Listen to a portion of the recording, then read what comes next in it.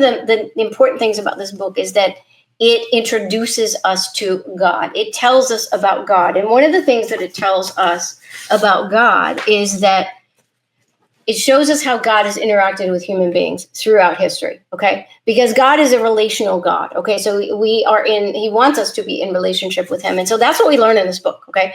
We learn how God, from the very beginning of time until, the end of the last page of Revelation, how God has related to and worked with human beings. And so that tells us so much, okay? Because in order for us to access Jesus, our source of freedom, is through relationship. So the more we can learn about God and Jesus and his relationship to us and how that works and what that looks like, the more we'll be able to access the freedom and victory of Jesus Christ, because it's all connected.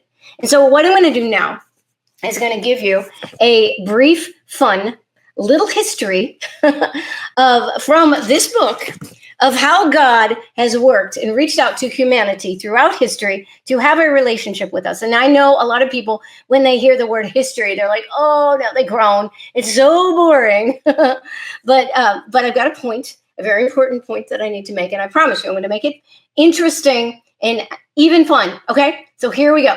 So let's go all the way back to the very beginning. Let me get the right window up here.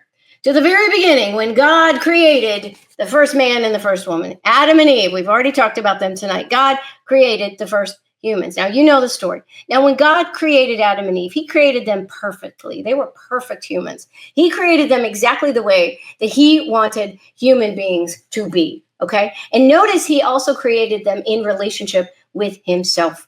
God walked in the garden with Adam and Eve. He spoke to them face to face. He took care of them. He gave them everything that they needed.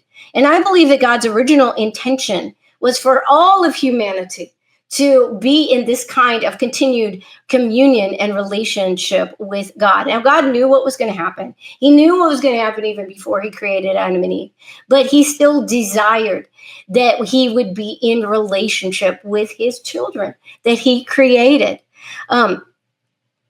And so he gave them, so as we already mentioned, when God created Adam and Eve, he gave them one rule, only one rule. He gave them the entire earth, all of this amazingness, and gave them one rule and said, do not eat from this tree, the fruit from this one tree. That's it. And as we already said, this was the tree from the tree of the knowledge of good and evil. And you know what happened?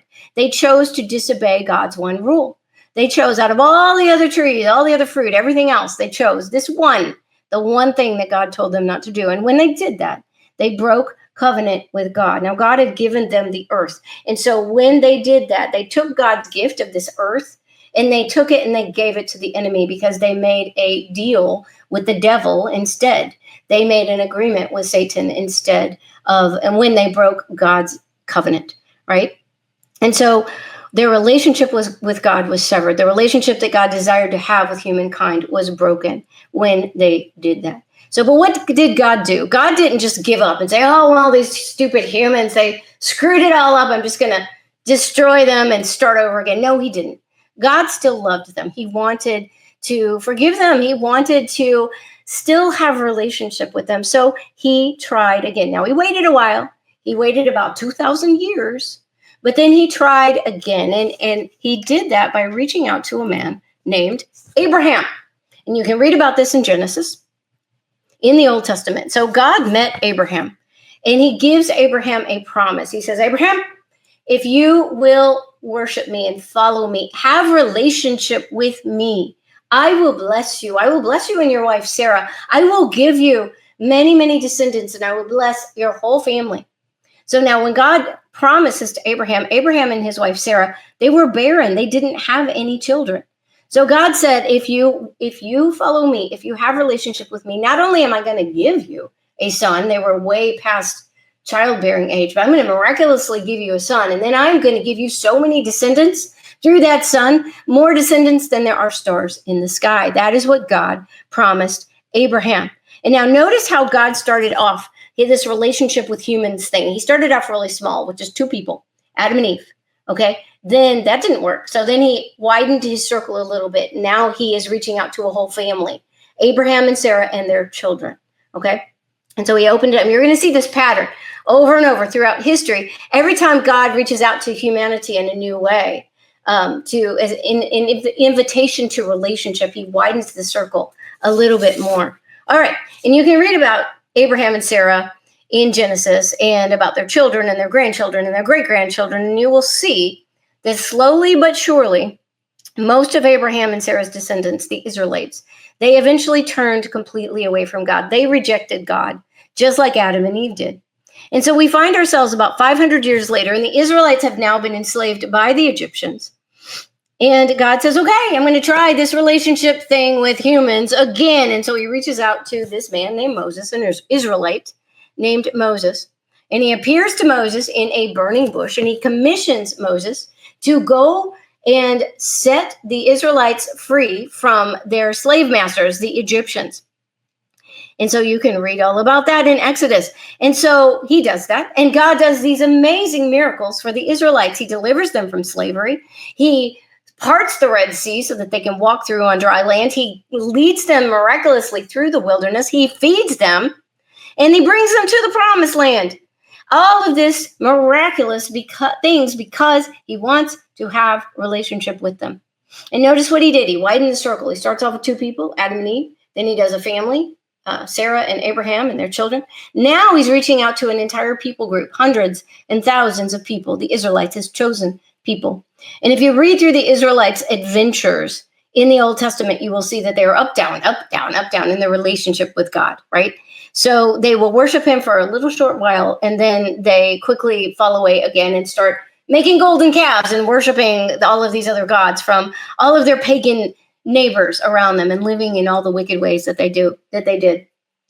And they reject God, just like Adam and Eve, and just like Abraham's descendants. But God still loves them. He wants to forgive them. He wants to have a relationship with them. So what does he do? Okay, so remember, he had given Adam and Eve one rule.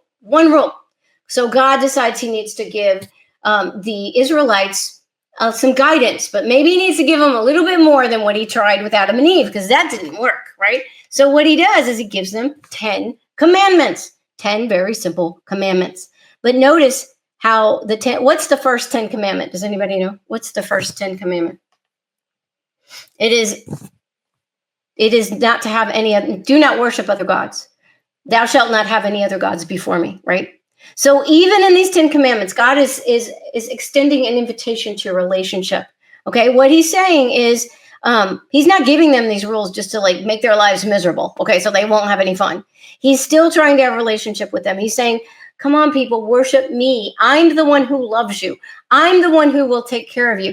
Not these useless other gods. They can't do anything for you. So that's what he was doing with the 10 commandments. But what happens? What happens? Moses can't even get down off the mountain after God has miraculously carved the 10 commandments into stone before the Israelites have made a golden calf, and they have just devolved into debauchery.